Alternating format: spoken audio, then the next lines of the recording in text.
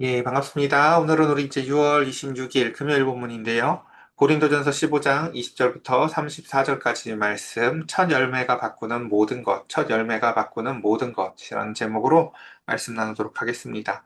자, 어제 이야기의 주제는 부활이 없다면이었었어요. 부활이 없다면 이럴 거야. 부활이 없다면 이런 거지. 부활이 없다면 뭐 이것도 우리가 제일 불쌍한 사람들이지. 이런 이야기였다면 그렇다면 이제 오늘 본문의 주제는 근데 만약에 부활이 그럼 사실이라면 어떻게 되는 걸까라는 것입니다. 오늘 한번 그 이야기 천천히 살펴보도록 하겠습니다. 우리가 항상 말씀에 앞서서 좀 계속 배경 이야기를 하는데요. 이제 워낙 시대적으로 오래전 이야기이고, 그리고 워낙 문화적으로도 차이가 많기 때문에 늘 이렇게 제가 배경 설명을 앞에 할 거니까, 그렇게 먼저 이렇게 왜 이렇게 본문에 빨리 안 들어가나 그럴 수 있을 것 같아서요. 근데 배경을 먼저 이해를 해야 1차적으로 그 글을 주고받던 사람들이 이게 이런 의미였겠구나라는 것을 생각할 수 있어서 제가 늘 앞에 배경을 설명하니까 그렇게 이해해 주시면 좋을 것 같아요. 먼저 이제 고린도라는 지역의 지역적 특징은 우리가 설명을 많이 했지만 로마라는 시대와 그 시대적 특징을 제가 설명을 좀 하지 않았던 게 있는데, 먼저 여러분 그 로마 시대 때 평균 사람들의 기대 수명이 30살이 채 되지 않았었어요.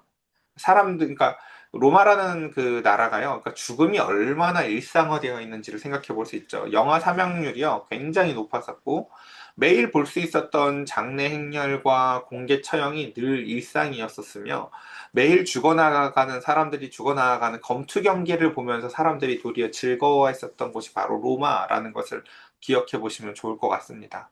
그러니까 즉 그 로마에서 죽음이라는 것은 그러니까 공기 같은 거였었다고요. 이해되세요? 네.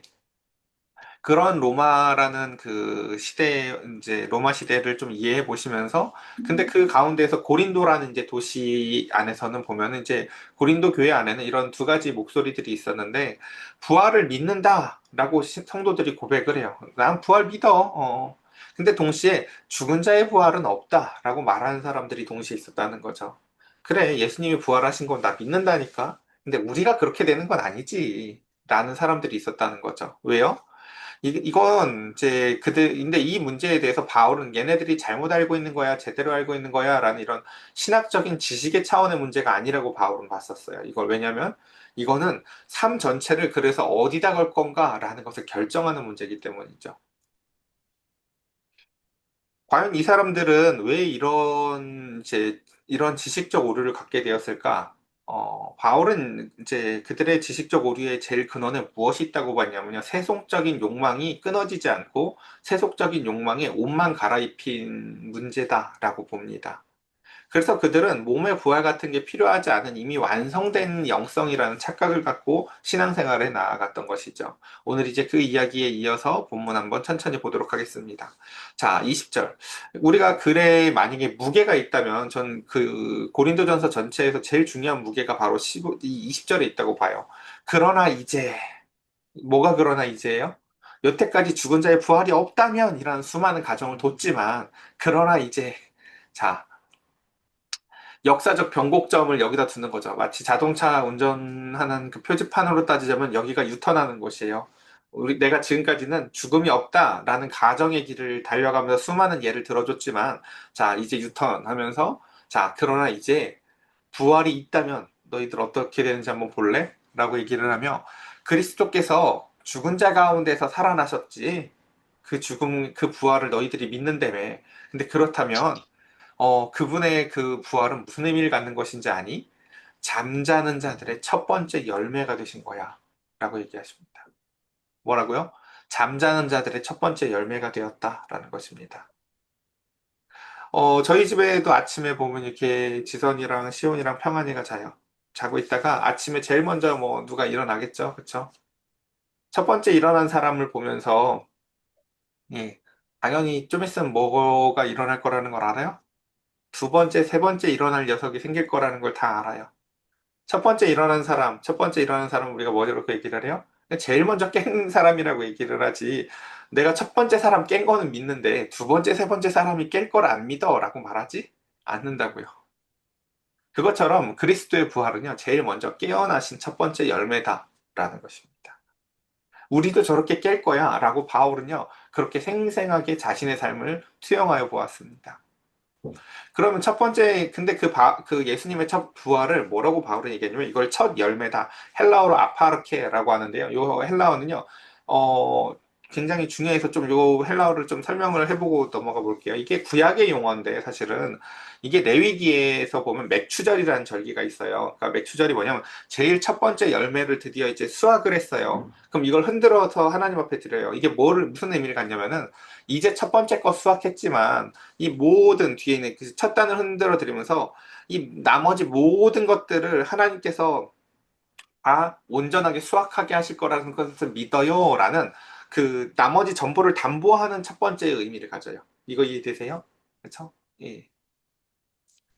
그래서 왜 그 이집트에서 나올 때도 장자들이 심판을 받는 게 장자만 죽은 게 있는 의미가 아니라 사실은 모든 것에 대한 담보적 의미를 갖는 것이거든요. 그래서 보면은 그 레위기의 맥주절에 나타나는 그 첫 열매를 아파르케라고 그러는데 똑같이 이 단어를 그 로마 세계에서도 많이 썼었어요. 뭐라고 썼었냐면은 전리품의 첫 번째 목을 신에게 드리는 그 관행이 있었거든요. 로마 시대에도. 그때도 청중들은요, 그 이야기를 듣는 사람들은요, 아파르케라는 단어를 들으면 자연히 떠오르는 게 뭐냐면 뒤따르는 나머지가 있다라는 감각이 있었어요. 아파르케 하면 첫 열매다라는 건요. 뒤에 뭐가 있지라는 것에 대한 그냥 일상적인 용어기도 했다고요. 이거 이해되시죠? 다시 뭐라고요? 아파르케는 뭐라고요? 첫 번째 열매지만 또는 그 가운데에서 그 처음으로 신에게 드리는 어떠한 것들이지만 그, 그 뒤에 뒤따르는 것이 있다라는 것을 이렇게 감각하게 만드는 단어였다고요. 뒤따르는 것이 있다. 근데 이제 이게 왜 중요하냐면 당시에 이제 에피쿠로스 학파라고 우리 중학교 고등학교 때 학교에 다녔었을 때 들어보신 적은 있었을 얼핏 어디서 들어본 적은 있는 단어가 있을 거예요. 이제 당시에 이제 에피쿠로스 학파가 자주 이제 주장하던 내용들 중에 이런 이야기가 있어요. 뭐냐면요. 이제 굉장히 자기중심적인 이제 언어 해석인데 내가 있으면 죽음이 없고 죽음이 오면 내가 없다. 다시 뭐라고요? 내가 있으면 죽음이 없고 죽음이 오면 내가 없다라고 해서 죽음을 마주한 아까 그 로마라는 도시가 죽음을 마주한 도시라고 했잖아요. 이제 그 사람들은 죽음을 어떻게 해야 하냐면 이게 회피해요. 뭐 죽음은 나랑 상관이 없어. 뭐 내가 있는 한 난 죽음이랑 상관이 없는 존재고 언젠가 죽음이 오면 그때 뭐 내가 어차피 없는데 뭘 이라고 하면 굉장히 말이 그럴듯하죠. 예. 그러니까 죽음하고 상관없이 이 생은 한 번뿐이니 그쵸. 마음껏 누리고 살고 싶은 대로 살으라는 거죠. 어쨌든 간에. 근데 문제는 뭐냐면 이러한 철학이 고린도에 있는 성도들의 마음도 지배했다는 거죠. 예. 그리고 거기다가 이제 그 어제도 얘기했지만 그 플라톤의 철학 사상 같은 것들의 영향을 받아서 마치 그 죽은 자의 부활이라고 우리는 지금 이렇게 말을 이쁘게 쓰지만 당시 사람들은 이 말을 어떻게 받아들였냐면요. 시체가 부활한다고? 뭐 좀비야? 굉장히 뭔가 조잡하게 들리는 거예요. 저 죽음의 부활이라는 것이 굉장히 조잡하게 들리고 세련되지 않는 느낌이었던 거죠. 그래서 그 예수님의 부활은 아름답게 미화해서 그들이 신앙적으로 받아들였지만 성도들이 다시금 부활한다는 이야기들은 굉장히 그것을 조잡하게 생각했었다라는 것입니다. 자, 이것에 대해서 이제 다시금 예, 본문으로 돌아가서 볼게요. 바울은 이게 왜 그런지를 이렇게 설명을 하는데요. 사망이 한 사람으로부터 말미암았으니, 그쵸? 사망이 이 땅에 오게 된 경위가 무엇이었나요? 아담과 우리의 연대 속에서 우리의 의지와고 아무 상관없이 아담의 선택이 우리에게 연대적 효과를 미쳤죠. 우리는 그래서 죽음이라는 것을 맞이하게 되었어요. 그렇게 사망이 한 사람으로부터 말미암았으니 죽은 자의 부활도 한 사람으로부터 말미암는도다. 라고 얘기합니다. 그러나 그 사망과 부활의 그 차이가 있어요. 뭐냐면은 아담으로부터 말미암는 사망은 방금 얘기 드렸던 것처럼 우리의 의지와 무관하게 실행되었던 일이지만 예수님 안에서의 삶은요, 사랑으로서의 선택적 성격, 즉 자발성을 띱니다. 그래서 아담 안에서 모든 사람이 죽은 것 같이 그리스도 안에서도 모든 사람이 삶을 얻으리라 라고 얘기합니다. 그러나 각각 자기의 차례대로 되리니 지금 바울은요, 여기에서 쓰는 이런 언어들이 다 군사적 용어거든요. 저기서 이제 황제의 행렬이 와요. 여러분, 전쟁에 나갔다가 황제의 행렬이 이렇게 뭔가 음악을 막 개선가를 부르면서 오면서 제일 처음에 황제와 황제의 그 측근들이 나오면 당연히 뒤에 뭘 기대를 해요? 맨 뒤에? 그쵸? 이제 전리품들과 포로들이 뒤따라오겠구나라는 걸 감을 잡잖아요. 그쵸? 그러니까 그것처럼 각각 자기의 차례대로 될 거래요, 바울은요. 그래서 제일 앞에는 뭐예요? 첫 열매는 그리스도요라고 하면서 우리가 지금 그거 경험한 거라는 거죠. 이미 하나님께서 그리스도께서 승리하셨어요. 그래서 예수 그리스도의 부활을 뭐라고 얘기를 해요? 어제 기억나시죠? 하나님이 이미 판결을 하신 거라고요. 그래서 지금 그리스도의 부활은 그 개선행렬의 첫 번째 주님께서 이 땅에서 자, 내가 승리했다라고 하시는 선전포고와도 같은 것이라고요. 이미 선포와도 같은 것이라고요. 그래서 자, 첫 번째 열매인 그리스도가 주님께서 제일 앞장서시고 두 번째, 다음에는 그가 강림하실 때 그리스도에게 속한 자들, 그 주님의 부활과 승리를 믿고 주님과 같은 방식으로 살아나가며 이 땅에서 온갖 수모와 박해와 낮아짐과 겸비함을 갖추면서 주님과 같은 자기 십자가를 지고 살았던 사람들이 예수님 뒤를 따를 거라는 거죠. 이것까지도 이해되시죠? 그 다음, 그 후의 마지막이니 그가 모든 통치와 모든 권세와 능력을 멸하시고 나라를 아버지 하나님께 바칠 때라. 그가 모든 원수를 그 발 아래 둘 때까지 반드시 왕노릇 하시리니 맨 나중에 멸망받을 원수는 사망이라 라고 하면서 그 행렬의 끝에 뒤에 보니까 그쵸? 이런 것들이 있다라는 것입니다. 그래서 모든 통치와 권세들과 능력들이 멸해지고 제일 마지막에 원수와 사망이 저 뒤에 이제 포로로 딸려서 오는 것들을 우리가 보게 될 거라는 것입니다. 만물이 그의 발 아래 두셨다 하셨으니 만물을 아래에 둔다는 말씀을 하실 때 만물을 그 아래에 두신다는 이가 그 중에 들지 아니한 것이 분명하도다. 만물을 그에게 복종하실 때에는 아들 자신도 그때의 만물을 자기에게 복종하신 이에게 복종하게 되리니 이는 하나님이 만유의 주로서 만유 안에 계시려 하심이라 라고 하면서 그 전쟁의 개선 행렬 끝에 그 가운데서 주님이 이제 이 모든 행렬의 앞에 서셔서 이 모든 것들을 하나님 앞에 바치고 하나님은 그 가운데서 그에게 모든 것들을 다 지금 내어주는 가운데서 그러니까 오늘 본문을 요걸 보면서 마치 하나님이 예수님보다 위다 이렇게 생각하시면 안 돼요. 그게 아니라 항상 그렇다고요. 예수님은 하나님한테 모든 것을 내어드리길 기뻐하시고 하나님은 다시금 그리스도에게 모든 것을 내어주기를 기뻐하시는 관계적 질서를 그냥 이렇게 그림을 그려주고 있는 것입니다. 여러분, 이 안에서도 우리는 그것을 잘 보셔야 돼요. 교회라는 것, 성도라는 것, 또한 그리스도인으로서 살아감에 있어서의 최고의 능력이 뭔지 아세요? 자신을 내어주는 사랑이에요. 이건 단순히 그냥 하나님과 예수님은 저렇게 서로를 주시길 원하셔. 제일 좋은 거 있으면 꼭 예수님은 다 하나님들이고 하나님은 예수님한테 다시 다 돌려주시더라. 라는 하나님과 예수님과의 관계만을 말하는 것이 아니라 이것은 삼위일체의 관계적 질서이자 또한 교회의 본질적인 모습입니다. 여러분, 교회는 어떤 건지 아시겠어요? 모든 것을 내어주고 모든 것을 다시금 서로 돌려줄 줄 아는 지혜와 사랑을 가진 공동체입니다. 그러니까 제가 한 목사님이 그러셨거든요. 이렇게 은퇴를 하시는데 교회는 그 목사님에게 최선을 다해서 일평생의 그 노고와 수고와 헌신에 감사하며 그 목사님을 대우를 해드려요. 그래서 그에게 이제 물질적인 어떤 것들을 보상해드려요. 그 목사님이 그걸 받고 이제 은퇴하고 노후의 삶을 그냥 사시냐? 또 그렇지 않아요. 그 목사님은 그걸 다시 교회에 헌금해요. 그래서 그 가운데서, 그러니까, 자, 보세요. 이게 세상 사람들이 봤을 때 이게 뭐야? 라고 할 수 있지만요. 교회는 이런 곳이에요. 서로가요, 서로에게 모든 것을 줘도 둘 다 안 아까운 거예요. 교회도 목사님한테 줘도 이거 안 아까워하고요. 목회자도요, 이거 교회에 다시 다 드려도 하나도 안 아까운 것이에요. 자, 아무것도 안 주고 안 받은 것과는 전혀 다른 거죠. 모든 것을 내어주었고, 모든 것을 받았고, 다시 모든 것을 기쁨으로 내어주어도 기쁜 곳이에요. 바로 교회는 그런 관계적 질서가 있는 곳이 바로 교회다라는 것입니다. 그러니까 그러니까 세상과 뭐가 다른지 알겠죠? 세상은 안 주고 안 받아요. 이럴 것 같으면요. 그렇죠? 근데 교회는요, 모든 것을 내어주고 모든 것을 받는 곳이에요. 자, 그래서 보면 이제 한 가지 예를 좀 드릴 텐데, 1974년 필리핀에 있는 루방 섬의 밀림의 그림이에요, 이게.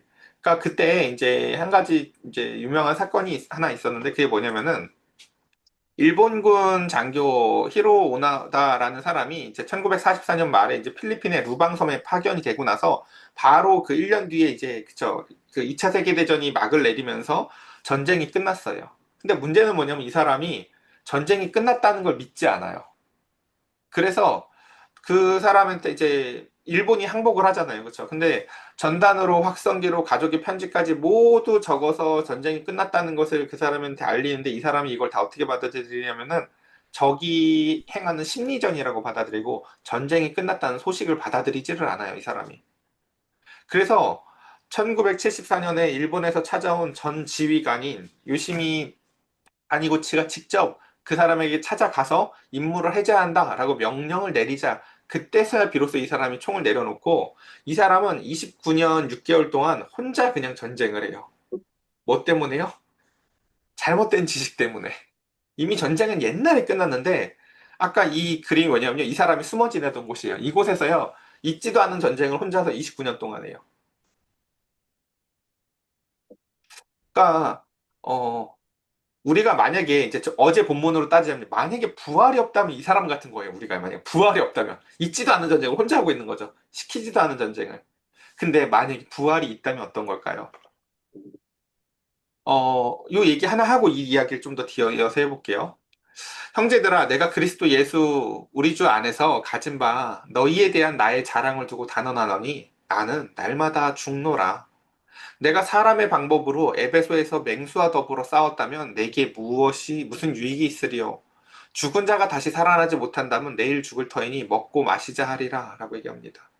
바울이요. 우리가 바울의 그 사역을 보면 목숨 걸고 사역을 하거든요. 정말 그 맞아 죽을 각오를 하고 그 복음을 전하는데 그곳에 또 가서 복음을 전하기도 하고요.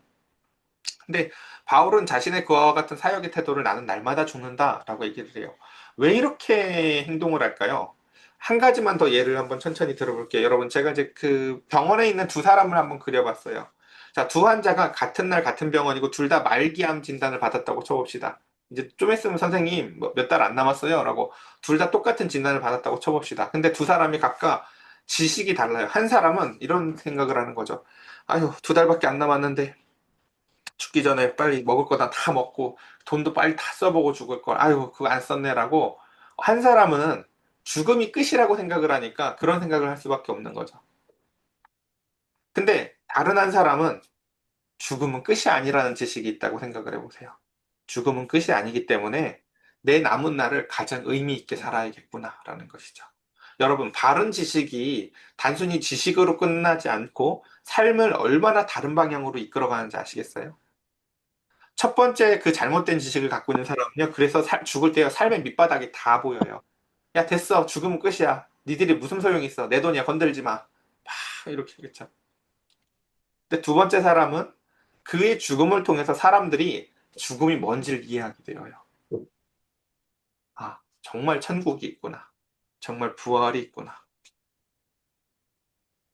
그리스도인으로서 우리가 그 바울은 그러니까 늘 그 인식 가운데서 살았다는 거죠. 바울은 심지어 그 정말 바로 눈앞에 있다고 생각하면서 살아요. 종말이.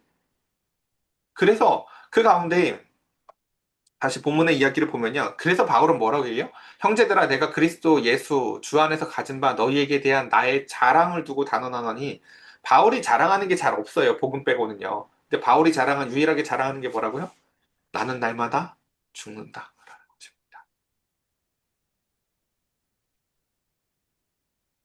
근데 이 죽음의 전제는 다 배경이 뭐였다라는 거예요?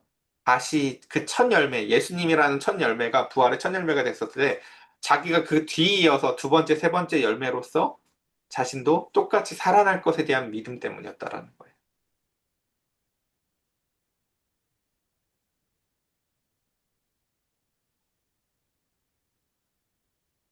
음, 우리 엊그저께인가 우리 그 며칠 전에 그 이제 혜영 집사님이랑 같이 이제 그 권사님한테 갔다가 식당 앞에서 혜영 집사님이 이렇게 빨간 보리수 열매인가 뭘 줬거든요. 예, 먹어봤는데 그쵸.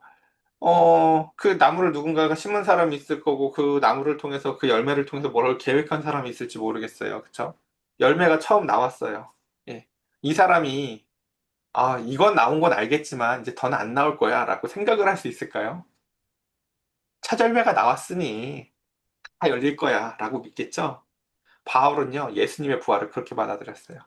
예수님이 부활하셨으니, 그의 생명 안에 있는 모든 자들도 그와 같이 열매 맺을 거야, 라고 한다는 거죠. 바울은 그 열매 맺을 날의 거룩함을 두고 자신을 날마다 쳐서 복종시켰다는 거예요. 그날의 부끄러움이 없도록. 아까 그래서 그 환자의 그림들을 제가 이렇게 만들어 주신 거예요. 이 사람이 걱정하는 게 뭐예요? 죽음은 끝인데 못 쓰고 간 돈이 아니라 주님 앞에 설날에 부끄러움이 없도록 나도 마무리를 잘 해야 할 텐데 라는 것이라는 거죠. 왜요? 죽음은 끝이 아니라 드디어 열매로 나아가는 마지막 통로이기 때문에 그렇습니다. 그러므로 바울은 이렇게 얘기합니다. 속지 말아라. 악한 동무들은 선한 행실을 더럽히나니 당시에 이제 있었던 세속적인 격언이에요. 그 당시 사람들이 굉장히 잘 쓰던 말이에요. 뭐라고요? 악한 동무들은 선한 행실을 더럽힌다. 바울은요, 계속해서 그러니까 그 사람들의 언어를 잘 써요. 그 사람들이 쓰던 언어를 통해서 이렇게 얘기하는 거죠. 바른 지식은 같은 날 같은 병원에서 말기 진단을 받은 두 사람의 신학이 단순히 지식 때문에 신학적 차이만 나는 게 아니라 그 뒤에 삶이 바뀌는 걸 보잖아요. 지식적 차이가 아니라 삶이 전혀 다른 방향을 갖고 있다는 것을 보는 것처럼 그렇기 때문에 바울은 뭐라고 할게요? 그 지식을 붙잡고 야, 너희 지식적으로 절대 속지 마라 라는 거죠. 그 속음은 단순히 그냥 지식적으로만 잘못 아는 속음으로 끝나는 것이 아니라 삶의 방향을 바꿔버릴 테니까. 한번 예를 들어서 몸을 음란하게 사용하는 고린도의 어떤 성도를 생각해 보세요. 그 사람이 음란을 저지르고 나서 막 마음의 괴로움을 가질 때 누가 지적으로 잘못된 세례를 부어준다고 생각해 보세요. 야, 몸은 어차피 썩어질 거야. 이건 죄 아니야. 주님 앞에 가서 서는 날, 그럴 수 있을까요? 그쵸? 마찬가지죠. 그래서 바울은 이렇게 얘기를 합니다. 깨어서 의의를 행해라. 라는 것입니다. 다시, 아까 두 달, 세 달 남은 환자한테 이렇게 얘기를 하는 거죠. 어차피 죽음은 다 끝인데, 라고 하면서 얘기하는 것이 아니라, 주님을 만날 날이 이제 곧 가까워 왔으니까, 오히려 더 깨어야 돼요, 권사님. 더 깨어 있어야 돼요, 집사님. 더 깨어 있어야 장로님. 이라고 말을 하는 거죠. 다 끝이니까 하고 싶은 거 하세요가 아니라요. 더 깨어 있으셔야 돼요, 라고 말을 하는 거예요. 첫 열매가 나왔잖아요. 그럼 둘째 열매도 이제 조금 있으면 맺을 거 아니에요. 바울은 그 둘째 열매가 금방 올 것 같아요. 그러니까 깨어서 의를 행합시다, 우리. 라고 얘기하는 거죠. 그리고 죄를 짓지 말아라. 무슨 얘기인지 아시겠어요? 우리가 왜 그런 잘못된 신학적 지식을 좋아하는 줄 알아요? 지식이 잘못돼서가 아니라 사실은 세속적 욕망이 우리한테 그 잘못된 지식을 더 옳다고 여기는 거예요. 왜 큰 교회에 부흥되는 것들을 좋아할까요? 우리가 영적인 부흥을 갈망해서라기보다 사실은 나도 그 큰 교회라는 곳의 이름에 부흥하고 싶은 세속적 열망이 있는 것 아닐까라고 점검해 보자는 거죠. 우리는 노아의 방주에 탔어 하면서 큰 방주를 자랑하고 싶은 욕망. 그것처럼 세상의 풍요나 지위를 사실은 사랑하고 있는 것 때문에 우리는요, 예수님의 부활은 받아들이지만 나는 세상이 전부인 것처럼 살아가고 있는 건 아닐까? 바울은 우리에게 그와 같이 진단하며 죄를 짓지 말아라 라고 얘기합니다. 하나님을 알지 못하는 자가 있기로 내가 너희를 부끄럽게 하기 위하여 말하노라 라고 얘기합니다. 바울은요, 글의 의도를 명확하게 써요. 바울이 지금 이렇게 왜 쓴다고요? 하나님을 너희들이 지금 잘못 알고 있어서 부활을 가지고 속이고 친구들을 그 악한 동무들이 선한 행실을 사람들을 더럽히는 이걸 보니까 내가 어떻게 해야 되겠다고 생각했다고요? 너희들을 그 그릇된 지식과 내가 한 행동 때문에 다른 사람까지 더러워졌다라는 사실을 알려줌으로 인해서 부끄럽게 좀 해야겠다라고 느낀다는 거죠. 이건 좀 부끄러워해라. 너희는 너만 잘못 믿은 게 아니라 예수님 말씀으로 따지자면은 소경이 소경을 인도해가지고 다른 사람까지도 지금 네가 어리석게 만들지 않았느냐라는 거죠. 자, 우리 한번 생각해 보자고요. 그러니까 우리가 삶이 얼마 남지 않은 어떤 권사님이든 뭐 누가 있다고 쳐봅시다. 아유, 삶도 얼마 안 남았는데 먹고 싶은 거 뭐 다 드시고 빨리 하시고 싶은 거 다 해보셔. 이렇게 얘기하면 돼요, 안 돼요? 그건 자기가 부활을 모르기 때문에 그 사람한테도 말을 그렇게 하는 거예요. 주님 만날 날이 얼마 남지 않으셨으니 우리 잘 정돈해서 먼저 가 계시면 저도 금방 갈 거예요. 우리 주님 만날 그날까지 두 번째 열매, 세 번째 열매로 주님 앞에서 부끄러움이 없도록 하나님 앞에서 아름다운 그날을 기약하며 진짜 소망하면서 그것들을 준비해야 되는 더 깨어서 의를 행해야 되는데라는 것들. 그래서 우리 하나님이 내어주시는 그 은혜 중에 은혜를 비로 표현할 때 뭐라고 얘기해요? 이른 비도 있지만 늦은 비도 있죠. 그 늦은 비가 뭔지 알아요? 수확하기 바로 직전에 마지막에 그 늦은 비가 내리고 나서 그 열매가 아름답게 딱 꽃을 핀다고요. 그 아름답게 그 열매가 마지막 힘을 내서 열매를 맺는다고요. 하나님은요, 그래서 사람들에게 죽음을 앞두고 늦은 비의 은혜를 내려요. 아름답게 그 끝을 맺어 나아갈 수 있도록. 예. 우리가 이 땅에서의 삶을, 큰일 났다. 시간은 다 됐는데 사실 너무 하고 싶은 얘기가 제가 많은데 여러분, 인간의 죄의 그 죄성은요, 사실, 어, 인간의 전적인 타락이라는 것은요, 사실요, 보통 힘을 가진 게 아니에요. 여러분, 교회라는 곳이나, 이 교회라는 곳이나 어떤 공동체가 이게 의와 바르게 서기 쉽지 않다는 것을 이해하세요?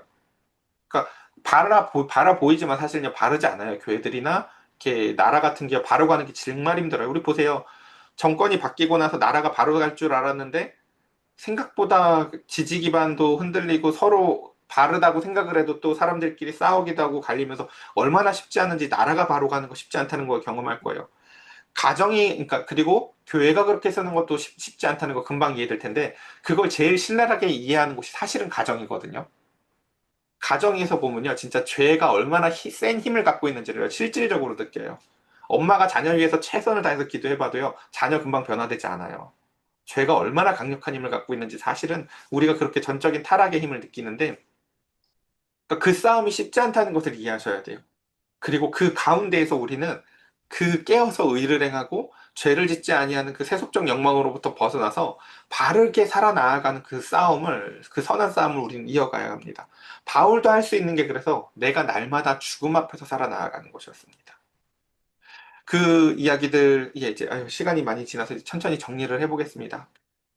음, 방금 하려고 했었던 이야기는 토요일 날 이어서 하도록 할게요. 예. 오늘 이야기는 그쵸, 이렇게 적용점이라기보다 중심 원리 하나만 딱 기억하셨으면 좋겠어요. 뭐라고요? 그리스도의 부활은 단순한 사건이 아니다. 무엇이요? 앞으로 이어질 부활을 보증하는 첫 번째 열매셨다라는 게 바로 바울의 논증입니다.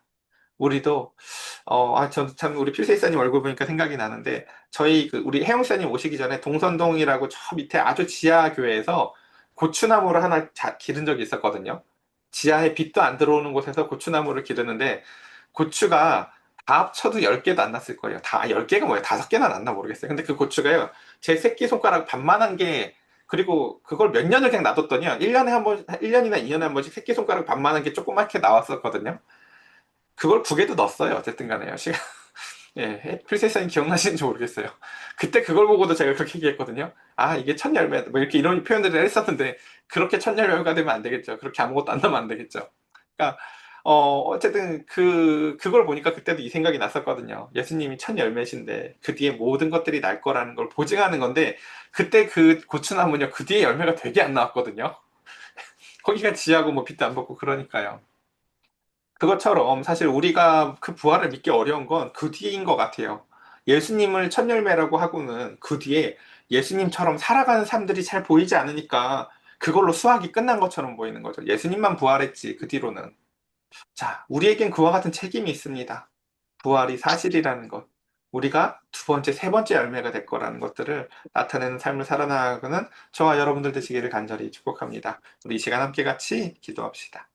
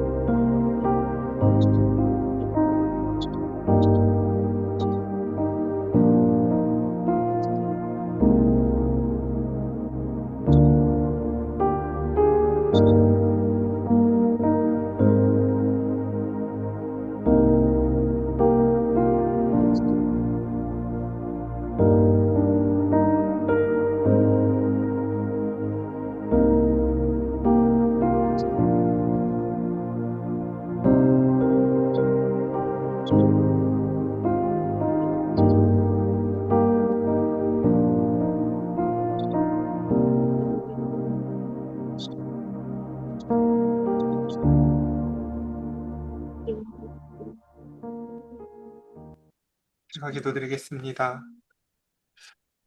십자가에 달리심으로 하나님의 사랑을 확증하시며